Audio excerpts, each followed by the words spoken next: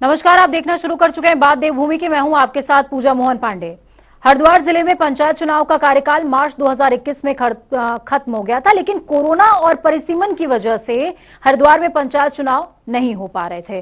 Court ने आदेश दिया, उसके बाद सरकार को पंचायत चुनाव कराने पड़े और अप्रत्याशित नतीजे सबके सामने आ चुके हैं, जिसके 2024 के मद्देनजर गजब के सियासी मायने हैं।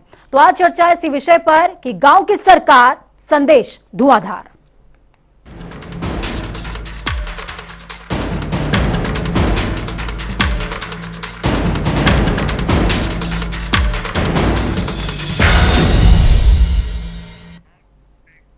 44 सीटों के जिला पंचायत चुनाव में तमाम आरोप और प्रत्यारोप के बीच आज का सत्य ये कि राज्य गठन के बाद जिला पंचायत चुनाव में पहली बार भाजपा ने बेहतर प्रदर्शन किया। दूसरी तरफ पंचायत चुनाव में दबदबा रखने वाली बहुजन समाजवादी पार्टी और कांग्रेस को करारा झटका झेलना पड़ा। तो वहीं पहली बार चुनावी मैदान में उतरी आम आदमी पार्टी और आरएलपी ने एक एक सीट जीतकर खाता खोला है। क्या है इन आंकड़ों के सियासी मायने और क्या पड़ेगा 2024 में इस चुनाव का प्रभाव, इस पर बात करेंगे। और इस चर्चा को खास बनाने के लिए हमारे साथ में कुछ मेहमान मौजूद होंगे। राजेंद्र बिष्ट जी मौजूद रहेंगे, जैसे कि वो हमेशा हमारे साथ में जुड़ते हैं। राजेंद्र जी, क्षमा के साथ में स्वागत आपका। हो सकता है आखिरी में या बीच में आपकी जरूरत पड़े। लखपत बुटोला जी भी हमारे साथ में जुड़ते रहते हैं। लखपत जी, बहुत स्वागत है जनता टीवी पर आपका एक बार फिर से। लखपत जी, जब भी जुड़ते हैं तो चर्चा को एक आयाम मिलता है, इस बात की मैं तारीफ करती हूँ। कांग्रेस के प्रखर प्रवक्ताओं में से एक और अहम जिम्मेदारी भी इनके पास में है। विनय गोयल जी हमारे साथ में जुड़े हैं भारतीय जनता पार्टी से। विनय जी, बहुत स्वागत है आपका जनता टीवी पर। विनय जी अक्सर हमारे साथ जुड़ते रहते हैं। और विनय जी, आज आपको खुशी भी होगी और शुरुआत भी मैं आपसे ही करना चाहूंगी। कांग्रेस ने हालांकि सोचा तो बहुत था कि आयाम बहुत बेहतरीन उनके लिए होंगे, लेकिन बाजी तो आप मार गए। देखिए पूजा जी, जिस प्रकार से भारतीय जनता पार्टी ने जनता के बीच में काम किया है, उसका परिणाम है कि आज भारतीय जनता पार्टी ने उत्तराखंड राज्य के निर्माण के बाद अब तक की सबसे बड़ी जीत हरिद्वार जिला पंचायत के चुनाव में प्राप्त की है। ये तब जबकि पिछले विधानसभा चुनाव में हमारा वहां का परिणाम हमारी अपेक्षा के अनुरूप नहीं रहा था। इसलिए ये परिणाम हमारे लिए बहुत अधिक उत्साह देने वाले हैं। और जो हमारे युवा जोड़ी माननीय पुष्कर सिंह धामी जी मुख्यमंत्री और माननीय महेंद्र भट्ट जी हमारे प्रदेश अध्यक्ष और हमारे महामंत्री संगठन अजय कुमार जी, इन्होंने जिस प्रकार से व्यूह रचना की और जिस प्रकार से एक एक कार्यकर्ता को काम में लगाया, और उस क्षेत्र के हमारे बहुत ही लोकप्रिय सांसद और पूर्व मुख्यमंत्री डॉक्टर रमेश पोखरियाल निशंक जी ने जिस प्रकार से चुनाव से पहले ही अनेकों दलों के जो वरिष्ठ लोग थे उन्हें भारतीय जनता पार्टी में उनका प्रवेश कराया, मुझे लगता है कि भारतीय जनता पार्टी ने जो रिकॉर्ड बनाया है निश्चित रूप से उससे हमारे जो विरोधी थे। विनय जी, खुश भी बहुत हैं आप, व्यू रचना का भी जिक्र कर रहे हैं, जैसे बहुत बड़ा किला फोड़ लिया हो। लेकिन सबसे बड़ी बात यह है कि कांग्रेस, आपके जो विपक्षी हैं, वो एज यूजुअल हॉर्स ट्रेडिंग का आरोप लगा रहे हैं आपके ऊपर। उस पर क्या कहेंगे? नहीं, और उनके पास कहने के लिए है क्या शेष?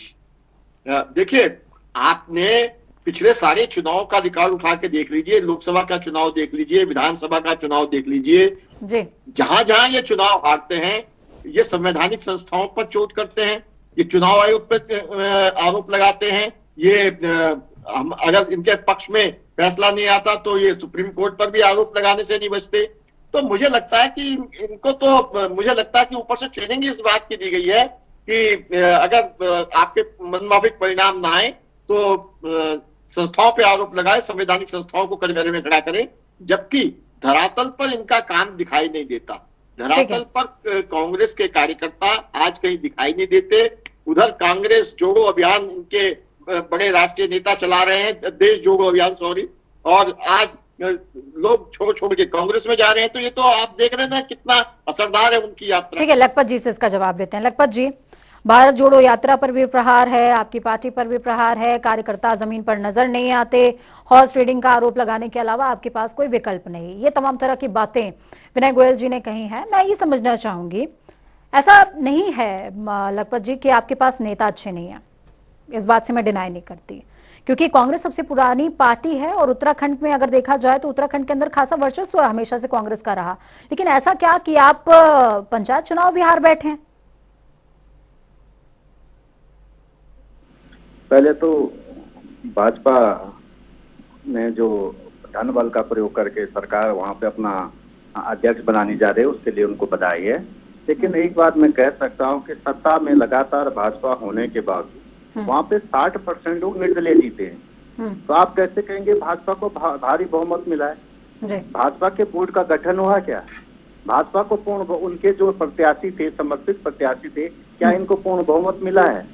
जो गोयल साहब इतना कह रहे हैं और गोयल साहब इतनी बड़ी बात करे कि गोयल साहब, मैं एक चीज पूछना चाह रहा हूँ, सांसद आपके हैं, लोकसभा में आप मंत्री रहे हैं, सरकार आपकी है, आपने जिस तरह से मुख्यमंत्री से लेकर पूरे विपक्ष को ही अपनी पार्टी में धन बल का लालच देकर के, मंत्री पद का लालच देकर ज्वाइन किया, उसका क्या नतीजा निकला? 8 से 14 चले गए आप। कोई ऐसा तो नहीं आपका बोर्ड बन गया, आपको बहुमत मिला है, जो आप इतनी बड़ी बड़ी बातें कह रही। मैं एक चीज कह सकता हूँ अंकिता जी, ये कह रहे कि कांग्रेस के पास कुछ कहने के लिए नहीं है, इनके पास तो बहुत कुछ कहने के लिए। कि अंकिता हत्याकांड में इनके मंत्री से लेकर, मंत्री के पुत्र से लेकर विधायक के रोल को जिस तरह से देखा जा रहा है, वो तो सबने देखा है ये कितना अच्छा काम करते हैं। ये भी लोगों ने देखा क्योंकि ट्रिपल एससी में जिस तरह से भ्रष्टाचार में इनके हाकिमों के बिल्कुल घर आ रहे हैं। विनय जी आपका काउंटर है जी। हाकिम से हाकम बाहर निकल रहे हैं, ये देख रहा पूरा देश देख रहा है, हिंदू प्रदेश भूमि की क्या स्थिति बन है।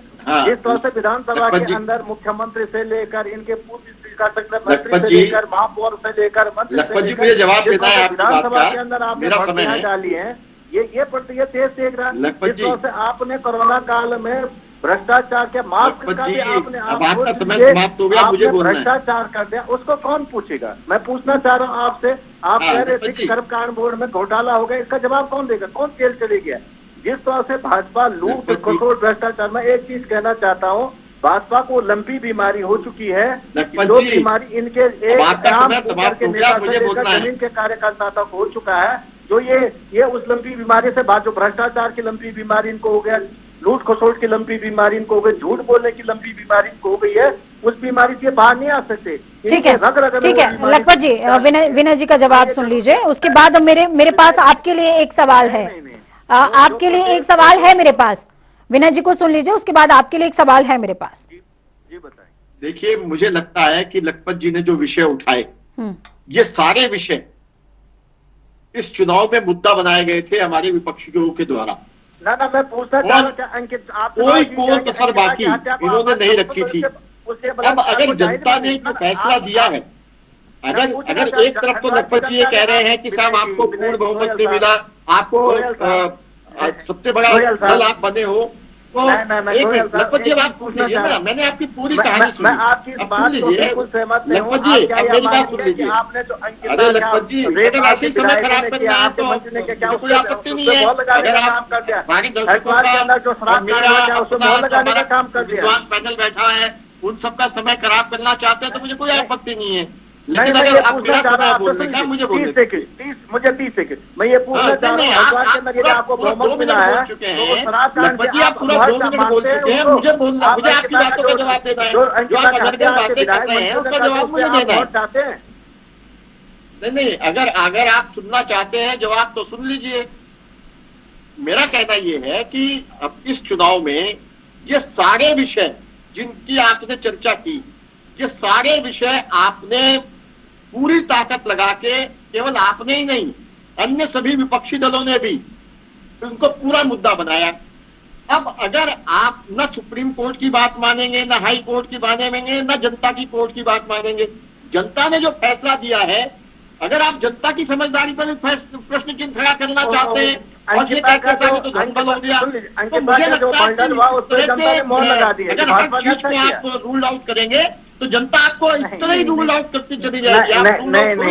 मुझे लगता है कि आपको जनता की नब्ज को समझना चाहिए, जनता जो कह रही है उसकी बात को समझना चाहिए, जनता के निर्णय पर यकीन करना चाहिए। और कांग्रेस की अभी हालत हमने देखी, कि एक दिन पहले वो अध्यक्ष का नॉमिनेशन करने के लिए उन्हें सर्वसम्मति से बनाया गया था, अगले दिन उन्होंने कहा कि मैं तो अध्यक्ष भी बनूंगा, मुख्यमंत्री भी बनूंगा, और उसके बाद तीसरे अध्यक्ष का नाम आ रहा है। मुझे नहीं पता आखिरी तक कौन कांग्रेस का अध्यक्ष रहेगा। मैं सवाल पूछ रहा हूँ गोयल साहब, आप देख लीजिए, अपने हिसाब से देख रहे हैं, तो मुझे नहीं लगता कि कांग्रेस का कोई भविष्य पूरे देश में कहीं शेष बचा है, और इसीलिए कांग्रेस को लोग छोड़ छोड़ कर जा रहे हैं। उधर उस पे मत जाइए आप, देश जोड़ो यात्रा चला रही है, आप इसका जवाब दीजिएगा। कांग्रेस छोड़ो यात्रा चला रही है। गोयल साहब, आप इसका जवाब दीजिए कि हरिद्वार में आप मानव चुनाव जीत गए, तो क्या अंकिता का जो बलात्कार हुआ और जो हत्या उस पर मोहर लग गई? जो आपने यूके नहीं, में घोटाला कर दिया, मोहर लग गई, ये कहना चाह रहे हैं आप? दो विषय हैं लखपत जी, ये दो विषय हैं लखपत जी, दो विषय हैं लखपत जी, दो विषय हैं, इनको मिक्स नहीं किया जा सकता है लखपत जी। विषय दो हैं, इनको मिक्स नहीं किया जा सकता, और आप एक ज्वलंत विषय उठा करके अपनी कांग्रेस की स्थिति को डिनाई नहीं कर सकते हैं। अब मेरा आपसे सवाल लखपत जी, मेरा आपसे सवाल है, मैं माफी चाहूंगी, डिस्टर्ब कर रही हूं मैं आपको, इंटरप्ट कर रही हूं मैं बीच में, लेकिन मेरा आपसे सवाल है, क्या अब कांग्रेस को ये कमी खलने लगी है कि उनके वरिष्ठ नेता ट्विटर खेल रहे हैं और ग्राउंड पर नहीं आते हैं, प्रिपरेशन नहीं करा रहे हैं? आपने देखा पुष्कर सिंह धामी से लेकर के रमेश पोखरियाल निशंक, महेंद्र भट्ट, तमाम लोग हरिद्वार में जमे रहे हैं, तमाम लोग ग्राउंड जीरो पर जमे रहे। यही असर है कि 14 सीटें आई हैं इनकी। मैं जवाब दे दूं जी। पहली बात है, इनके मंत्री रहे, मुख्यमंत्री रहे, मैं राष्ट्रीय अध्यक्ष रहे, क्या कहते, जो केंद्रीय मंत्री थे, सांसद रहे, क्या रिजल्ट का बोर्ड बन गया इनका? 17 लोग जीते, 17 लोगों में से आपको पता होना चाहिए 9 लोग उसमें कांग्रेस पृष्ठभूमि के हैं। ये क्या मानेंगे आप? कांग्रेस की स्थिति, कांग्रेस हरिद्वार में जो स्थिति, उसी की स्थिति में आज कांग्रेस की कोई उससे बढ़ के स्थिति ठीक है।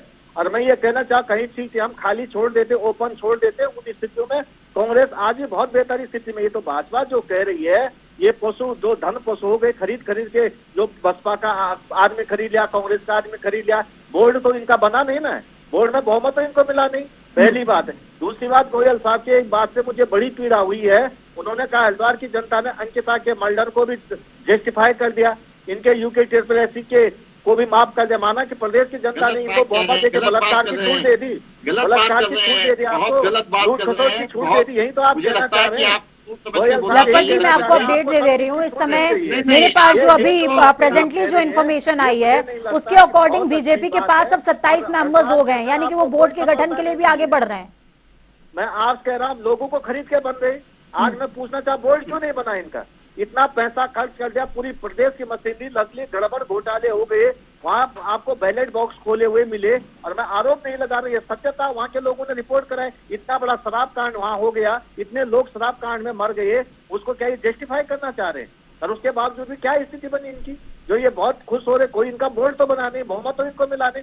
17 निर्दलीय लोगों में से 9 कांग्रेसी पृष्ठभूमि के लोग जीते हैं, उसमें से भी ये उनको भी खरीदना चाह रहे हैं, कांग्रेस पे डोरे डाल रहे हैं। तो ये तो आपको बताना पड़ेगा ना कि ये किस चीज की खुशी है इनकी। और उसके बाद भी ये कहते हैं कि हमें जस्टिफाई मिल गया, बलात्कार करने का, चोरी करने की, चकारी करने की जनता ने हमको आदेश दे दिया, जनादेश मिल गया, तो हम सब कुछ कर सकते। कांग्रेस भी इतने साल सत्ता में रही है, कांग्रेस ने कभी नहीं कहा है हमने जनता के जनादेश को माना है। और हम समझते हैं, मैं आपसे एक बात कह सकता हूँ कि देवभूमि की जो आचरण है, उस आचरण जनता के लखपत जी, आपने जनता के जनादेश को माना है, मैं इस बात से डिनाई नहीं कर रही हूँ। यही वजह है कि कांग्रेस में अब धीरे धीरे आमूलचूल परिवर्तन थोड़ा बहुत ही सही पर देखने को मिल भी रहा है। लेकिन क्या उत्तराखंड में कांग्रेस अपनी स्थिति को स्वीकार करती है और हृदय से इस बात को मानती है कि अब ग्राउंड पर उतरने की जरूरत है, चीजों को सशक्त करना पड़ेगा? क्योंकि जिस तरीके से हरिद्वार में पंचायत चुनाव के पहले आपको एक एक करके कई सारे झटके लगे, वो वाकई में चिंताजनक थे।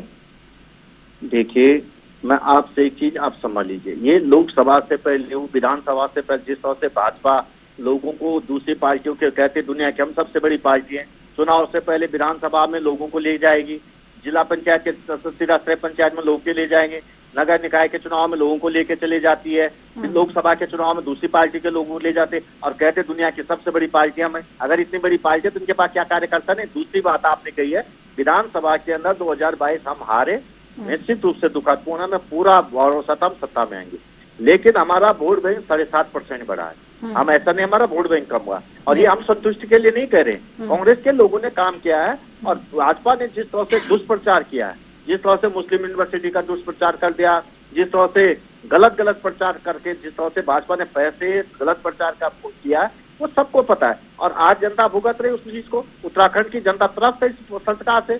जिस दिन से सरकार आई, मुख्यमंत्री के रिश्तेदार बैकडोर एंट्री में हो रखे, महापौर के रिश्तेदार बैकडोर एंट्री में जा रखे, विधानसभा अध्यक्ष को रिश्तेदार बैक एंट्री से जा रखे। जिस तरह से आप देखो इनके विधायकों पे, इनके पूर्व विधायकों पे, वर्तमान के, लेकिन लखपत जी ये भी तो बात समझिए ना, मैं क्या आपको समझाना चाह रही हूँ, मैं क्या बात समझाना चाह रही हूँ, और मैं इसलिए बोलती हूँ आपसे क्योंकि आप समझदार व्यक्ति हैं, चीजों को समझते भी हैं, और दूसरा विषय ये कि आप स्वीकार करते हैं। ठीक है, मैं ये बात आपको समझाना चाह रही हूँ, लाख वो गलत है, लेकिन उन्होंने ऐसी चाबी तो ढूंढ ली है ना कि जनता के दिमाग को कैसे टाइट करना है, कैसे उनसे वोट लेना है, ये तो उन्होंने खोज निकाला है ना। ये कांग्रेस कब करेगी? कांग्रेस इस मशीनरी का इस्तेमाल कब कर पाएगी? आपके वरिष्ठ नेता, आपके कार्यकर्ता की रीढ़ की हड्डी कब बनेंगे? आपने ये बहुत बड़ी बात कही जी। इस देश के अंदर कांग्रेस ने लोकतंत्र दिया, कांग्रेस सरकार बनाने में भरोसा नहीं रखती उतना। कांग्रेस लोगों को जोड़ने में भरोसा रखती, देश के विकास में भरोसा रखती। ये फूट डालो, राज करो, हिंदू मुस्लिम करो, लोगों के दिमाग को ब्रेन वॉश करो, धर्म का नशा चढ़ाओ और विकास के नाम पे देश को चौपट करो। ये इनका मौल मंत्र है और ये मूल मंत्र ये सीखे, ये हम नहीं कर सकते। हम देश को जोड़ने का वो विकास दिखाई नहीं दे रहा। मुझे लगता है आपको चश्मे का नंबर बदलना पड़ेगा लखपत जी। हम हिंदुस्तान को विकसित राष्ट्र को ले जाना चाहते हैं, देश के आम जनमानस के जीवन को सुधारना चाहते हैं। देश में विकास नहीं दिखाई दे रहा तो आपको चश्मे का नंबर बदलना पड़ेगा।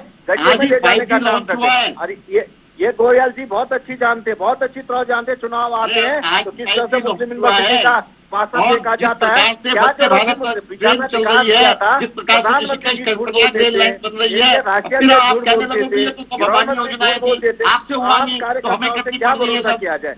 मैं ये कह सकता हूँ आपसे कि इनको उसी तरह झूठ बोलने की लंबी बीमारी हो चुकी है, जिस तरह से आज देश के अंदर लाखों गाय इस बीमारी से मर चुके हैं।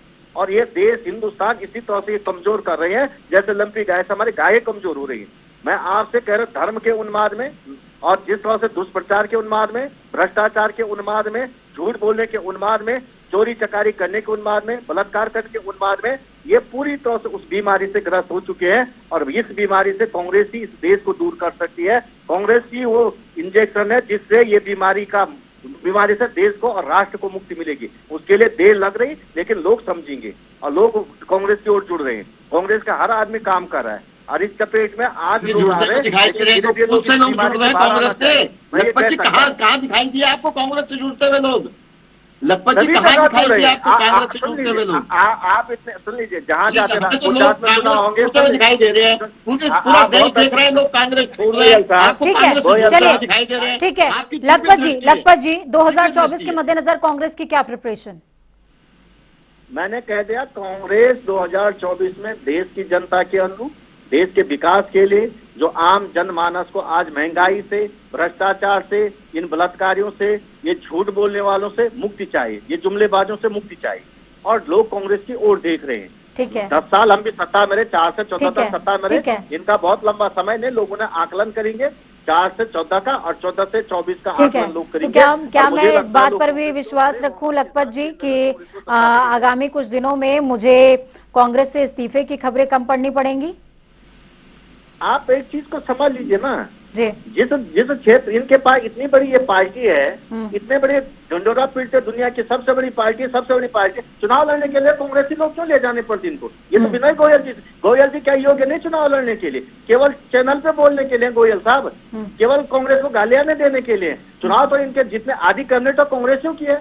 केंद्र में 178 सांसद कांग्रेसी हैं, तो भाजपा किस लिए बड़ी पार्टी? हमें ये समझना पड़ेगा ना कि आपके इतने विश्वसनीय लोग, ठीक है, आपके इतने विश्वसनीय लोग, इतने कर्मठ कार्यकर्ता, आप कह रहे हैं, मैं स्वीकार कर रही हूं इस बात को, मैं डिनाई नहीं कर रही हूं, आपके इतने विश्वसनीय लोग, इतने ज्यादा कर्मठ कार्यकर्ता आपसे छूट क्यों रहे हैं?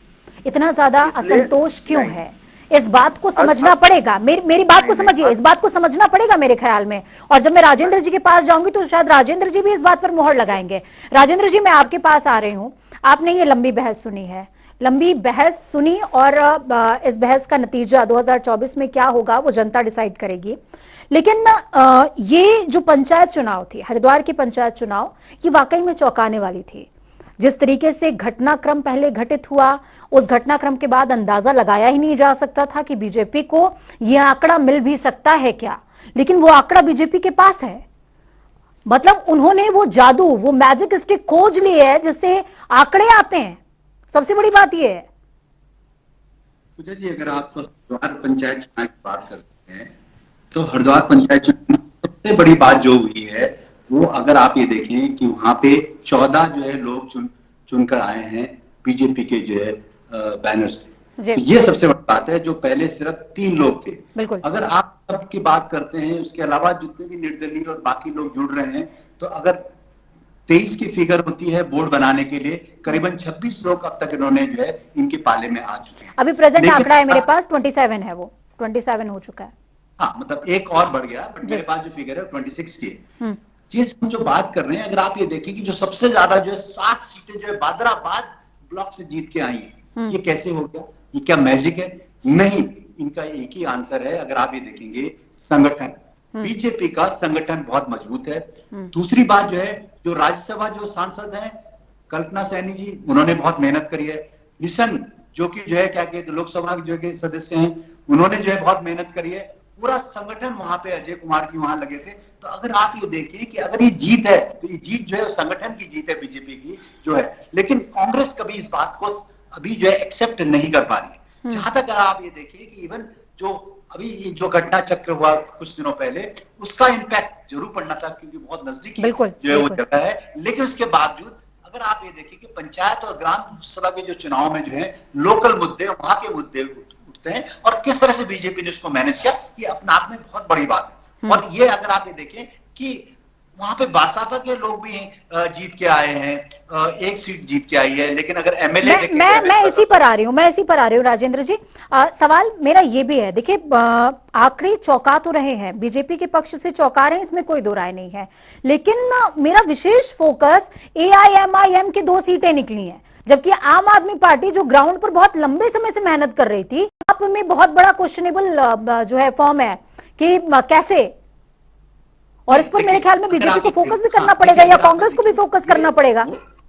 हाँ, ये वोटों का ध्रुवीकरण तो होता है, और जो भी पंचायत चुनाव होते हैं या ग्राम सभा के चुनाव होते हैं, ये बहुत क्लोज फाइट होते हैं। अगर आप समझे कि एक एक सीट की जो है बात होती है, लेकिन क्या अगर आप देखें, क्योंकि वहां पे कुछ ऐसा इलाका है जहां पे मुस्लिम बहुल इलाका है, तो नेचुरली वहां पे जो है इसका इम्पैक्ट आया है। जो जातीय जो समीकरण है, अगर आप समझ ले, जाति समीकरण के अलावा पार्टी का जो समीकरण है वो काम करता है। लेकिन ये सब मिलके कहीं ना कहीं जो ये चीज हुई है। लेकिन पहली बार अगर उत्तराखंड में एआईएम के अगर सीट जिला पंचायत में से जीतती है, इसका इम्पैक्ट अगर आप समझे, ये आने वाले जो है चुनाव में 2024 के लिए बहुत बड़ी एक जो है अलग तरह की एक घटना शुरुआत हो रही है। बिल्कुल बिल्कुल, क्योंकि जिस तरीके से पिछले दिनों मजार को हटाने का और तमाम चीजों को, धार्मिक स्थलों को करने की बात पुष्कर सिंह धामी की तरफ से कही गई थी, उसके बाद इस तरह का इम्पैक्ट अपने आप में वैल्यूएबल भी है, और उस पर ध्यान दोनों ही पार्टियों को, मेरे ख्याल में जो यहाँ पर बैठे हैं, उनको देना चाहिए। को तो उस पर बहुत ज्यादा ध्यान देना पड़ेगा, और कांग्रेस को भी जो है, कांग्रेस और आप जो पार्टी है उनको भी देखना पड़ेगा कि इस तरह से कैसे हो गया। कांग्रेस सिर्फ 5 सीट जीती है। मैं बहुत कम शब्दों में, राजेंद्र जी समय चूंकि कम है, तो बहुत कम शब्दों में आपसे 2024 के मद्देनजर इन रिजल्ट्स के इंपैक्ट समझना चाहूंगी, क्योंकि हरिद्वार एक ऐसी सीट है जो 12 जिलों से अलग उसके चुनाव होते हैं और नियर बाय है 2024 की, इस वजह से इसको सेमीफाइनल के तौर पर भी देखा गया है। बिल्कुल, लेकिन हरिद्वार में क्या है, अगर हरिद्वार की अगर आप पूरी समीकरण देखिए, तो हरिद्वार का जो जातिगत जो वोट बैंक है वो मुस्लिम वोट बैंक बहुत ज्यादा है। धर्म की बात करते हैं अगर आप, हिंदू वोट बैंक भी है उसमें, और उसमें कहीं ना कहीं जो है बहुत सारी जातियां आती हैं, उसमें सैनी जाति जो है बहुत ज्यादा है, कुछ ठाकुर लोग हैं। ये सारे जाति के अंदर समीकरण हम देखेंगे तो वो जो है हरिद्वार अपने आप में बहुत ज्यादा एक कॉम्प्लेक्स जो है क्या कहते हैं डिस्ट्रिक्ट है। तो बीजेपी इस पे काम करेगी, मुझे लगता है कांग्रेस पे इस पे काम करेगी। तो कहीं ना कहीं जो 2024 में मुझे जो लगता है, जो पाला जो है किसी तरीके से जो लगता था कांग्रेस को कि हमारी तरफ आ रहा है, वो नहीं है ऐसा। अगर ग्राउंड रियलिटी देखें तो ग्राउंड रियलिटी बिल्कुल डिफरेंट। बिल्कुल, चलिए बहुत शुक्रिया आप तीनों ही लोगों का हमारे साथ जुड़ने के लिए, इस चर्चा को बेहद खास बनाने के लिए। लखपत जी और विनय गोयल जी, आप दोनों से ही क्षमा, कोई भी ये कोशिश नहीं है कि किसी की भावनाएं आहत हो, लेकिन हाँ, प्रकाश में लाने की जरूरत जरूर बहुत ज्यादा है, क्योंकि एक सशक्त विपक्ष की जरूरत प्रदेश को है। और कहावत है एक, धीरे धीरे रे मना धीरे सब कुछ होए, माली सींचे 100 घड़ा ऋतु आवत फल होए। यानी कि कांग्रेस को जरूरत है कि धीरे धीरे करके वो प्रयास करे, और ये धीरे धीरे करने वाला प्रयास जरूर प्रफुल्लित होगा, पुष्पित होगा, पल्लवित होगा, क्योंकि एआईएमआईएम ने पंचायत चुनावों में दस्तक देकर इस बात की तस्दीक जरूर कर दी है। वक्त छोटे से ब्रेक का, ब्रेक के उस पार खबरों का सफर लगातार जारी है। बने रहिए जनता टीवी के साथ, क्योंकि हमें आपकी ताकत, अपना और अपनों का बहुत ज्यादा ख्याल रखिए। नमस्कार।